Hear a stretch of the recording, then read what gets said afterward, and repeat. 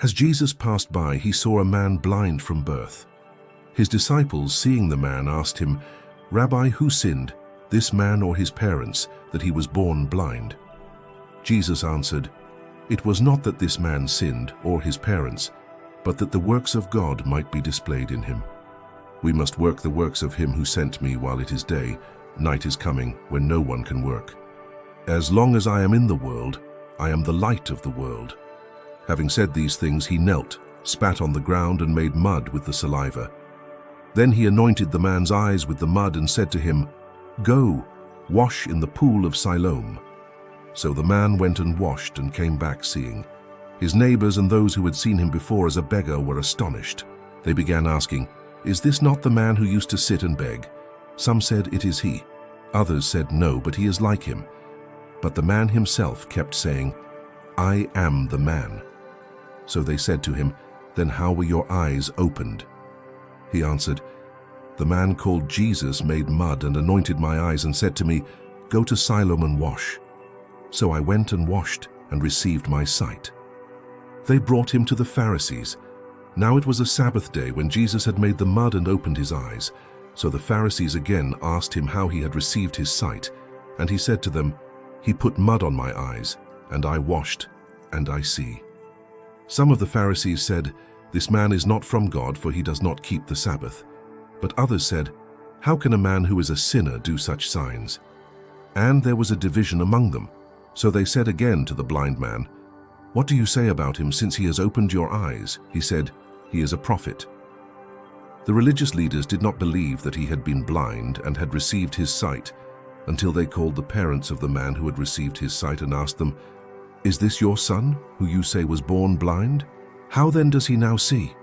His parents answered, "We know that this is our son and that he was born blind. But how he now sees we do not know, nor do we know who opened his eyes. Ask him. He is of age. He will speak for himself." His parents said these things because they feared the Jewish leaders, who had already agreed that if anyone should confess Jesus to be the Christ, he was to be put out of the synagogue. So for the second time, they called the man who had been blind and said to him, "Give glory to God. We know that this man is a sinner." He answered, "Whether he is a sinner I do not know. One thing I do know, that though I was blind, now I see." They said to him, "What did he do to you? How did he open your eyes?" He answered them, "I have told you already, and you would not listen. Why do you want to hear it again? Do you also want to become his disciples?" And they reviled him, saying, "You are his disciple, but we are disciples of Moses." The man answered them, "Why, this is an amazing thing. You do not know where he comes from, and yet he opened my eyes. We know that God does not listen to sinners, but if anyone is a worshipper of God and does his will, God listens to him. Never since the world began has it been heard that anyone opened the eyes of a man born blind. If this man were not from God, he could do nothing." They answered him, "You were born in utter sin, and would you teach us?" And they cast him out. Jesus heard that they had cast him out, and having found him, he said, "Do you believe in the Son of Man?" He answered, "And who is he, sir, that I may believe in him?" Jesus said to him, "You have seen him, and it is he who is speaking to you." He said, "Lord, I believe," and he worshipped him. Jesus said, "For judgment I came into this world, that those who do not see may see, and that those who see may become blind." Some of the Pharisees near him heard these things and said to him, "Are we also blind?" Jesus said to them, "If you were blind, you would have no guilt. But now that you say we see, your guilt remains." Sight began with mud and a simple command, but it ended in worship.